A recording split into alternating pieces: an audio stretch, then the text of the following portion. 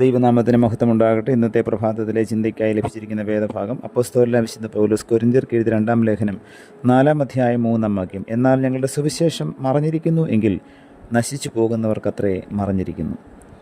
ഒരമ്മ തൻ്റെ 5 വയസ്സുകാരൻ മകനുമൊത്ത് ഒരു വ്യാപാരമേള കാണുവാൻ പോയി. ബലൂണുകൾ, കളിപ്പാട്ടങ്ങൾ, കളിവണ്ടികൾ എന്ന് വേണ്ട അവനെ ആകർഷിക്കാൻ മതിയായതെല്ലാം അവിടെ ഉണ്ടായിരുന്നു. ആ കുട്ടിയുടെ കണ്ണുകൾ അത്ഭുതം കൊണ്ട് വിടർന്നു. ഇടയ്ക്കിടെ ആവേശം അതിരുകടക്കുമ്പോൾ അവൻ അമ്മയുടെ കയ്യിൽ നിന്നും കുതറി മാറിക്കൊണ്ടിരുന്നു. വീണ്ടും അമ്മയുടെ കരങ്ങളുടെ സുരക്ഷിതത്തിലേക്ക് മടങ്ങി വന്നുകൊണ്ടിരുന്നു. പക്ഷേ ഒരു നിമിഷത്തെ അശ്രദ്ധ. അമ്മ അല്പം ചില സാധനങ്ങൾ വാങ്ങുവാൻ ഒന്ന് തിരിഞ്ഞ നേരത്ത് അവൻ ആൾക്കൂട്ടത്തിൽ പെട്ടുപോയി. അമ്മയാവുന്നിടത്തോളം തിരഞ്ഞു. മേളയുടെ സംഘാടകരെ വിവരമറിയിച്ചതനുസരിച്ച് അവരും അന്വേഷണത്തിൽ പങ്കുചേരുകയും ഉച്ചഭാഷണിയിൽ കൂടി വിവരം പ്രസിദ്ധപ്പെടുത്തുകയും ചെയ്തു. ഒടുവിൽ ആരോ കുട്ടിയെ കണ്ടെത്തി അമ്മയുടെ അടുത്തെത്തിച്ചു.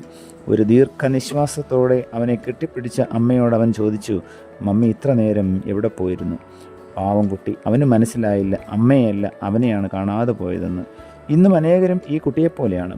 തങ്ങൾ ദൈവത്തിൽ നിന്നും നഷ്ടപ്പെട്ടവരാണെന്നും രക്ഷകനായ യേശു ക്രിസ്തുവിനെ തങ്ങൾക്ക് ആവശ്യമാണെന്നുമുള്ള ബോധ്യം അവർക്കില്ല. പ്രാർത്ഥിക്കാം. പ്രിയ കർത്താവേ, അങ്ങയിൽ നിന്നും ഒരിക്കലും അന്യപ്പെട്ടു പോകുവാൻ ഞങ്ങളെ അവിടുന്ന് സമ്മതിക്കരുതേ.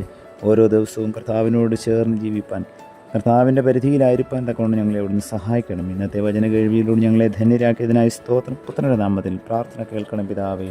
ആമേൻ.